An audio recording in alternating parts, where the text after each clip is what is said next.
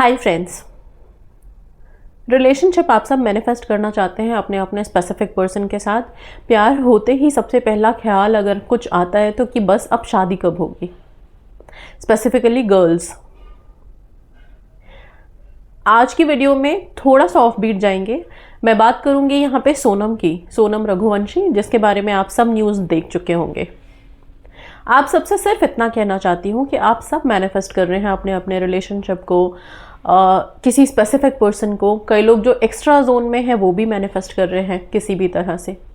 आप सब इतना ध्यान रखिए, जब भी इस तरह की मैनिफेस्टेशन में है, आप किसी अननोन से मिले, फीलिंग्स एक्सचेंज हुई, बहुत गहरे चले गए, शादी की बात आई, तब सामने वाले के पेरेंट्स या तो मना कर रहे होते हैं, कास्ट इशू है, कुछ ना कुछ लेकर के, फिर भी चलो किसी तरह से लड़ झगड़ के या मैनिफेस्ट करके सबको राज़ी कर लिया, शादी के दहलीज पे आ गए, शादी के कदम पे आ गए, तब भी लास्ट मोमेंट पे भी कुछ दिन पहले एटलीस्ट बैठ कर के शांति से एनर्जी से बात करो, पूछो उनसे, साइन मांगो यूनिवर्स से कि क्या ये इंसान मेरे लिए सही है।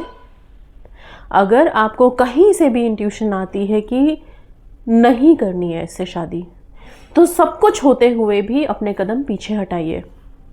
कभी भी ऐसे रिश्ते में मत पड़िए, ऐसी चीज़ों को मैनिफेस्ट मत कर लो लाइफ में कि जो आगे जाके इस तरह की कोई कहानी बन जाए और फिर वो कहानी आपके परिवार के लिए एक तरह से ऐसा सदमा लेके आ जाए जो ज़िंदगी भर मिटाए ना मिटे। आप सब रिलेशनशिप वाले हैं यहाँ पे, बहुत ज़्यादा मोस्टली रिलेशनशिप सबकी लाइफ में है, चाहे हम जॉब मैनिफेस्ट कर रहे हो, हेल्थ मैनिफेस्ट कर रहे हो, तब भी हमारे रिश्ते हमारे लिए इंपॉर्टेंट है। और रिलेशनशिप का मतलब सिर्फ हस्बैंड वाइफ, बॉयफ्रेंड गर्लफ्रेंड की बात नहीं कर रही हूँ, हर रिश्ता, फिर वो चाहे हमारे बच्चे से हो, रिश्तेदारों से हो, भाई बहन का हो, किसी का भी हो।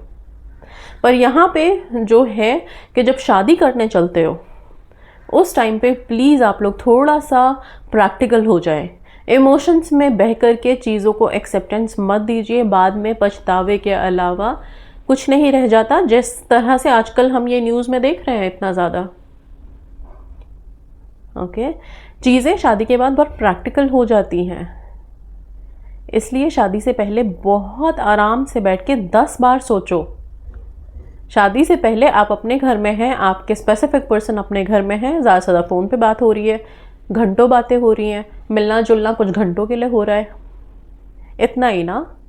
पर जब हम साथ रहने लगते हैं, जब फैमिली का इंटरफेरेंस होने लगता है, तो चीज़ें बहुत बदल जाती हैं, इमोशंस काफ़ी अप्स एंड डाउन्स लेके आते हैं, और सबसे ज़्यादा खेल तो प्लैनेट्स खेलने लग जाते हैं, उनकी वाइब्रेशन हमको हिट करती है।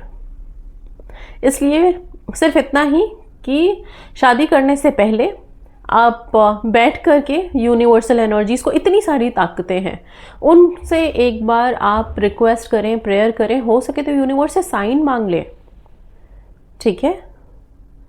और जब बिल्कुल मन पक्का हो, तब बिल्कुल अंधे कुएं में गिरने की ज़रूरत नहीं है कि बस सिर्फ प्यार है इसलिए। हाँ, लाइफ के साथ खेलिए नहीं। अभी आगे इस वीडियो में बात कर लेते हैं।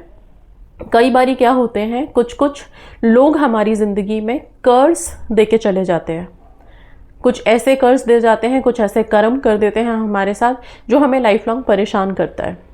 अब वो कर्ज कैसे होते हैं, किस तरह के होते हैं? कर्ज कुछ भी हो सकता है, हमारे अपनी ज़ुबान से बोला हुआ किसी के लिए कोई नेगेटिव वर्ड। और जब हम किसी के लिए नेगेटिव बोलते हैं ना, तो ठीक है, जब लड़ाई झगड़ा हो तब तो चिल्ला के बोलते हैं, नहीं तो जनरली बहुत विस्पर करके मन ही मन बोल जाते हैं।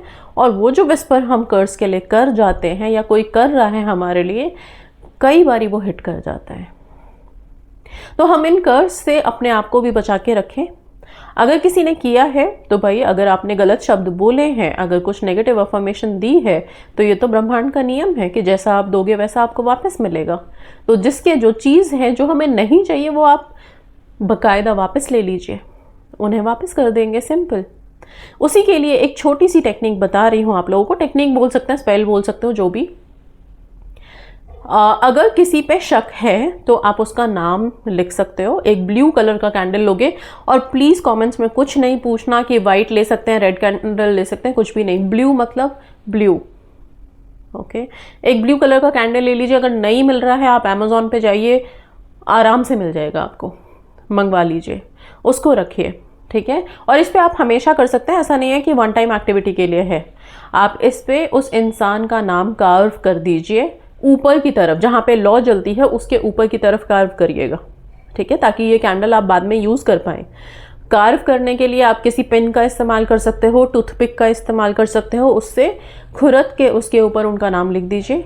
एक जगह मोमबत्ती रखिए, हो सके तो आईने के सामने मोमबत्ती रखेंगे, मोमबत्ती को जला दीजिए। और ये जो हेक्स का सिजिल आप देख रहे हो, ये सिजिल एक पेपर पे ड्रॉ करके या फिर इसका प्रिंट आउट निकाल करके आप अपने हाथ में रखेंगे, ठीक है। और फिर सिंपल आप एनर्जी से प्रे कर सकते हैं, यूनिवर्सल एनर्जी से प्रे करेंगे कि जिसने भी, अगर इस इंसान जिसका नाम आपने लिखा और बहुत श्योर है आपकी इसी ने आपकी लाइफ में कुछ कर्ज भेजा है, कुछ नेगेटिव किया है, तो फिर उसका नाम लेके कि जो भी इसने कर्ज भेजा है, जो भी नेगेटिव इसने आपके लिए थॉट क्रिएट की है, वो सारी थॉट इसको वापस जाए और आप अपने आप को प्रोटेक्ट कर पाएँ।